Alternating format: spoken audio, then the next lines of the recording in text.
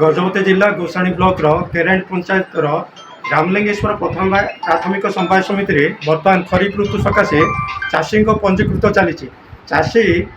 चलित वर्ष पंजीकृत कलापर चाषी धान मंडी को दे पार कौन रही आवश्यकता चाषी को पंजीकृत करने आम रामलिंगेश्वर सोसाइटी प्राथमिक समवाय समिति संपादक पचारि बुझा आज्ञा कौन कहे आज जो चली पंजीकृत चाषी सकाशे कौन कौन डॉक्यूमेंट आवश्यक पड़े यहाँ कौन कहे रजिस्ट्रेशन 6 तारीख तो आरंभ है चाषी को जना दिया आधार कार्ड और बैंक पासबुक और जमी पट्टा और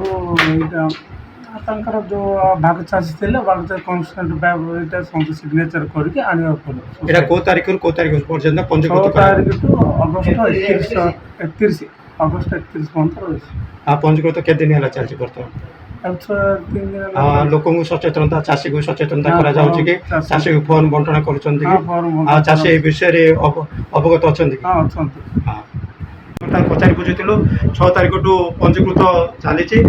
चाषी को पंजीकृत करने सकाशे आधार कार्ड आवश्यकता होची पट्टा जमी पट्टा आवश्यक होची बैंक पासबुक आवश्यकता रही भाग चाषी डॉक्यूमेंट दरकार जो आवश्यकता रही पचारि कहते आउ चाषी को सचेतनता कर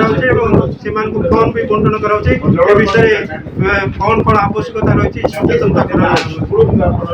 गजपति जिले में 45 पैक्स थी बर्तमान 25 पैक्स चली पंजीकृत विभाग अधिकारी जहाँ आम पचारि बुझुलु जपरी चाषी सचेतनता हो व्यापक पंजीकृत हम सरकार गुरुत्व देते किपर चाषी पंजीकृत कर धान